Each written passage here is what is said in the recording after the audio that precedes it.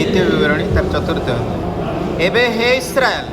मु जे विधि और शासन पालन करने तुम मान शिक्षा देउछि तहिरे मनोयोग कर ताहा कले तुम्हें माने बंचिब आउ सदा प्रभु तुम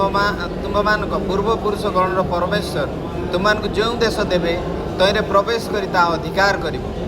तुम मान जहाँ जहाँ आज्ञा करुँची से वाक्य तुम मैंने किसी मिसाइब ना तहिरू किसी उणा कर तुम मान जहाँ जहाँ आज्ञा करुँची तुम मैंने सदा प्रभु तुम मान परमेश्वर से सब आज्ञा पालन कर बाल पियर विषय सदा प्रभु जहाँ कले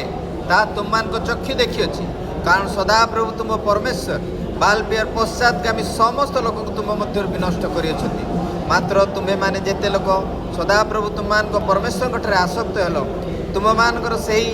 प्रति जन आज पर्यंत जीवित अच्छ देख सदा प्रभु मोर परमेश्वर मते जेपरी आज्ञा देले मु तुम मान से विधि और शासन शिक्षा दे अच्छी तुम्हें माने जो देश अधिकार करने जाऊछ तई मध्य तुम मान तदनुसार व्यवहार करने हेब एणु तुम्हें माने ता सब पाल और कर कारण नाना देशीय लोक मान साक्षात यहाँ ही तुम मान ज्ञान और बुद्धि स्वरूप हम से माने यही सब विधि शुणी कहे यही महागोष्ठी नितांत ज्ञानवान और बुद्धिमान लोक जेहेतु आमे माने जेकोसी समय प्रार्थना करूँ से समय सदा आम परमेश्वर जेपरी आम निकटवर्ती होती सेपरी आउ केउ महागोष्ठी परमेश्वर से निकटवर्ती होती पुणी मु आज तुम साक्षात जे समस्त व्यवस्था देउछि ताहा तुल्य यथार्थ विधि और शासन आउ केउ महागोष्ठी अच्छी केवल निज विषय सावधान हुओ और निज प्राण को जत्नपूर्वक रक्षा कर नहिले जहाँ तुम चक्षु देखिए ताहा तुम्हें पासरी जीव और ताहा जाव जीवन तुम हृदय लोप पाइब मात्र तुम्हें अपना पुत्र और पौत्र मानक ताहा शिखाओ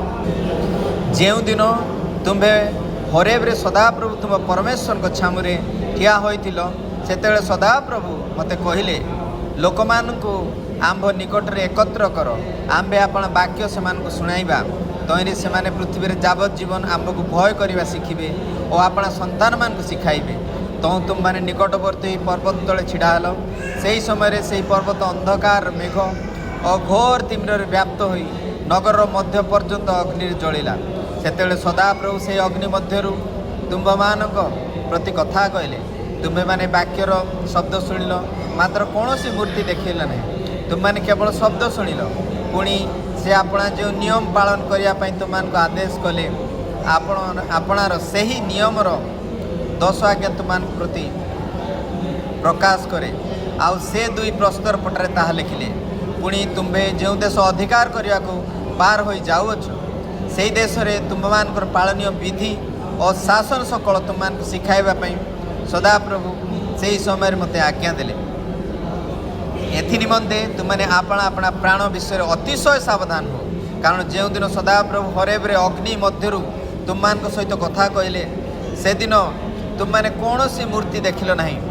सावधान नहले तुम्हें मैंने आपणा मान को भ्रष्ट करी पुरुष की स्त्री रो मूर्ति कि पृथ्वीर कौन सी पशुर मूर्ति कि आकाश रे उड़ंता कौन सी पक्षीर मूर्ति कि भिचर कौन सी ओरगामी जंतुर मूर्ति कि भूमिर निचस्थ जलस्तर जलचर कौन सी जंतुर मूर्ति करी आपणा मान निमंते कौन सी खोदित प्रतिमा निर्माण कर कि अब सदा प्रभु तुम मान परमेश्वर जो मान समुदाय आकाश मंडल अधस्थित समस्त देशीय लोक मान निमंते नियुक्त करपरी सूर्य चंद्र तारा प्रभृति आकाशर समस्त बाहिनी प्रति ऊर्ध्व दृष्टि करी अनाइले भ्रांत होई तुम मैंने से प्रणाम करिवो सेवा करिवो मात्र तुम मैंने आज दिनर परी जेपरी सदा प्रभु को अधिकार लोक हो एथिपाई से तुम मान को ग्रहण करी तुम मैंने लुहा भाटी स्वरूप मिश्र उद्धार कर आनी आहरी सदा प्रभु तुम मान सकाशे मो उपर क्रोध कले पुणी मुझेपरी जर्दन पार हो न जीवी और सदा प्रभु तुम परमेश्वर तुम जो देश अधिकार करने देवे से उत्तम देश में मु प्रवेश न करी एथिपाई शपथ कले एणु यही देश में मरी मु जर्दन पार हो जीवी ना मात्र तुम मैंने पार हो और यही समस्त देश अधिकार कर तुम मैंने आपण मान विषय सावधान हुओ नहिले तुम मान सहित स्थिरीकृत सदाप्रभु तुम परमेश्वर को नियम तुम मैंने पासरी जीव सदाप्रभु तुम परमेश्वर कर निषिद्ध कौन सी वस्तुर प्रतिमूर्ति विशिष्ट खोदित प्रतिमा निर्माण कर कारण सदाप्रभु तुम परमेश्वर ग्रासकारी अग्नि स्वगौरव रक्षण रे उद्योगी परमेश्वर अटंती तुम्हें से ही देश में पुत्र और पौत्रगण जन्म दे आपणा मान भ्रष्ट कर कौन सी वस्तुर प्रतिमूर्ति विशिष्ट खोदित प्रतिमा निर्माण कर और सदाप्रभु तुम परमेश्वर को क्रोध कराइवाई साक्षात दुष्कर्म कर तेबे मु आज तुम प्रति गोटे स्वर्ग मर्त्य को साक्षी करी कहूँ तुमने जो देश अधिकार करने जर्दन पार हो जाऊच से देश शीघ्र निशेष रूपे विनष्ट हम तुम मैंने तई मध्य दीर्घ परमाई पाइब ना मात्र निर्मूल उच्छिन्न हम पुणी सदाप्रभु अपना देशीय लोक